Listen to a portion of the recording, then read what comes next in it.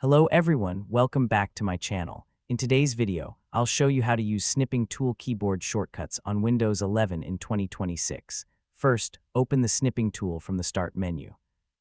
The easiest way to take a screenshot is by using a keyboard shortcut.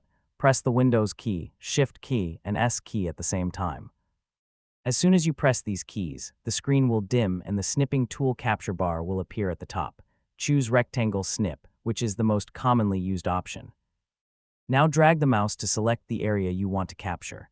After taking the screenshot, a notification will appear on the screen. Click the notification to open the screenshot in Snipping Tool. You can edit the screenshot using the pen, highlighter, or other tools if needed. To save the screenshot quickly, press Ctrl and S on your keyboard. Choose a location on your computer and click Save.